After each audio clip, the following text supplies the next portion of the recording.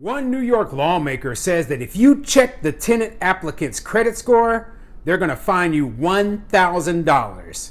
I'm Tony, and this is Real Estate Investing and Landlord News.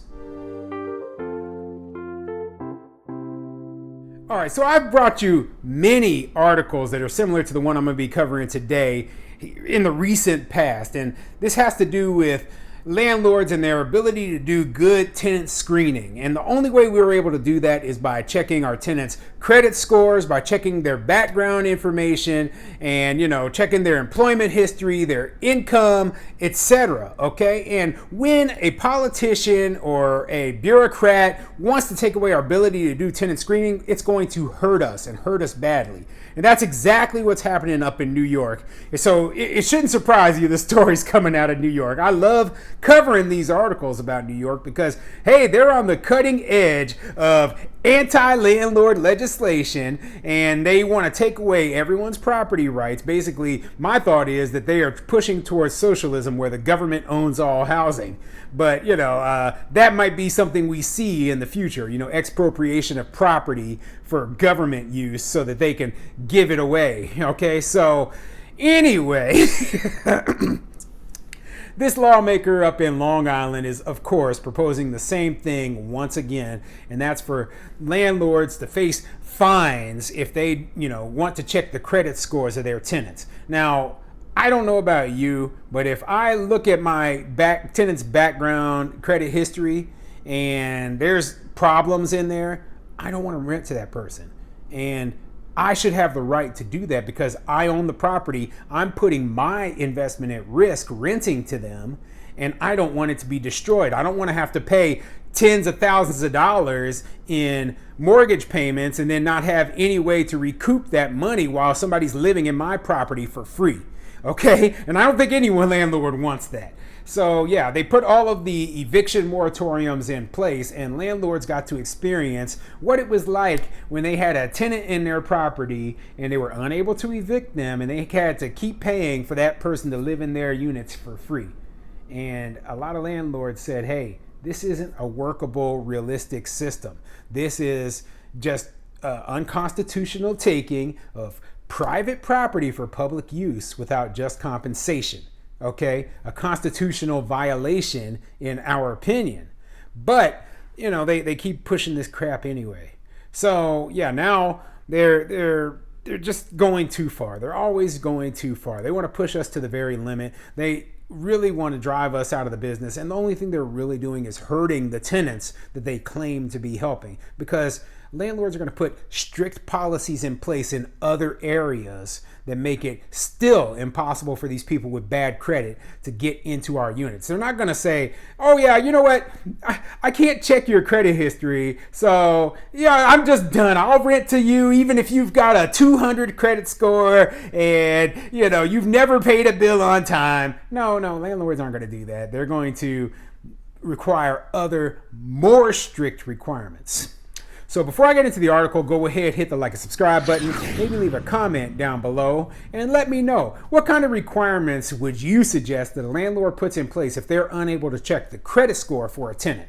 Okay, like I personally, I would check, employment history. I would be calling multiple past employers. I would have maybe require some sort of insurance or for all my tenants to cover lost rent payments. They actually do have services now that say, hey, if for some reason a tenant is unable to pay rent, then we'll cover X amount of months of their rent for them, and it's some sort of insurance. I've heard of it. I'm not sure exactly how it works, but there's got to be ways that landlords can negate the fact that they aren't able to check the credit, without getting fined.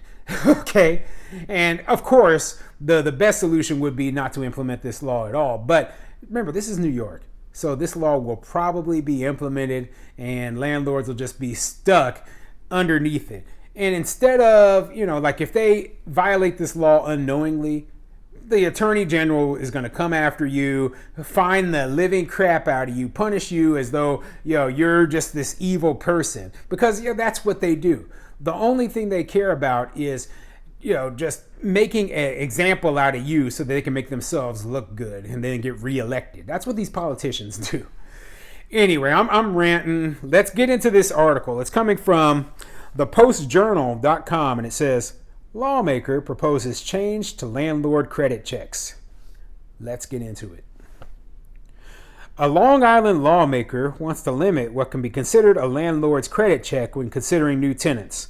Assemblywoman Michelle Solages, Democrat from Valley Stream, wants to prohibit landlords from refusing to rent or lease property to a potential tenant due to the tenant's credit score or consumer credit history, as long as the tenant can meet one of several conditions. Landlords found violating the law would face a civil judgment between $500 and $1,000.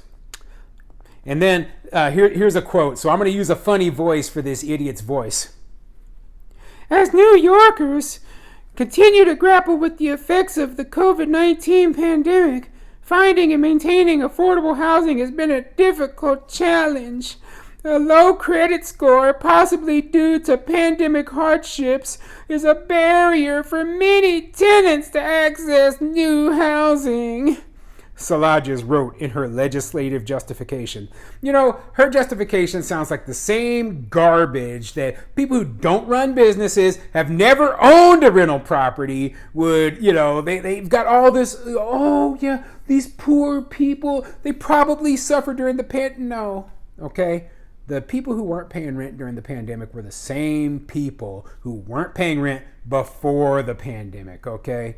The people who made an honest, good faith effort to pay the rent on time and then went, they applied for the rental assistance, etc. They are not the ones who, their credit is ruined, okay? So here's my gripe. Simply put, they put these laws into place. They don't look at the consequences that landlords face if they put a bad tenant into their unit, and then they blame the landlords as though, they are purposefully discriminating against people. Well, they're not, okay? They're protecting their investment. I know that if I rent to somebody and they have a bad credit history, that is an indicator to me that they are not likely to pay me on time, okay? Now, if I look at someone's credit history and they have things in there that have been corrected and fixed, like they've paid off their old debts, and then they have a nice, maybe a couple year history of paying on time, I might consider, giving them a chance. But that should be left up to me. That should be left up to the individual landlord on who they want to and who they don't want to rent to, not to the government. Because the government doesn't care if the landlord suffers a huge financial loss. The only thing they care about is, getting their tax money, and for the politicians, getting reelected. Solages wrote the amount of renters falling behind on payments doubled between 2017 and 2021. In 2021, the amount renters with debt rose from 12% in May to 21% in June, a 9% increase within a month. She pointed to medical debt and credit card debt as problems for many renters, particularly for Black and Hispanic families. A10676 would prohibit refusing renter based on a credit check if a renter could prove they had made full rent payments within 5 days of the due date for a year before a rental application is submitted.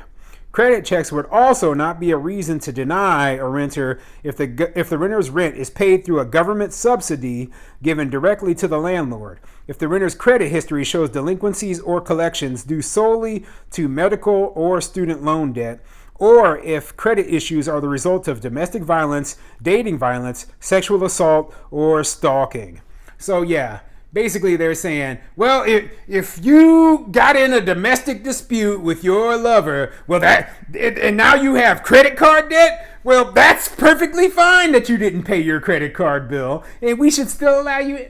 No, okay? That's ridiculous, okay? Yeah, it's unfortunate you were involved in a domestic incident. You still got to pay your bills on time, okay? Still got to pay your bills on time. Okay, if my wife comes up and, she punches me in the face right now and then gets arrested for domestic violence, then, her credit card bill. She gets it and she's like, I'm just throwing this out. Well, guess what? Do you think that my mortgage payment still isn't due? Okay. Do you think that, they should be like, well, that's okay. That's perfectly fine. Now, some of the stipulations in here are so ridiculous. Like it says, credit checks, if a person could prove that they had made full rent payments within 5 days of the due date for a year. So basically, if you made every single payment 4 days late for an entire year, then you couldn't even look at the credit check, even though you have a proven record of never paying your bills on time. Okay?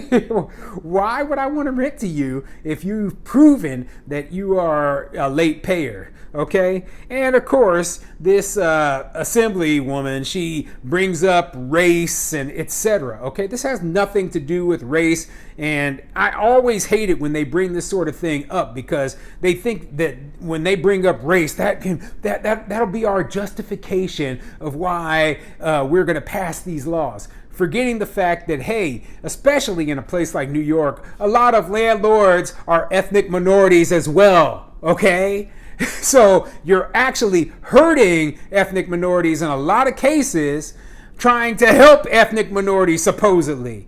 Okay, the truth is you're just against landlords. You're just against people who are property owners. And the reason I think that a lot of these people are against landlords and property owners is, jealousy, and because they want to push their ridiculous socialist policies. So yeah, ridiculous proposal up in New York. Hope it fails. Probably won't, but I want to keep everyone informed.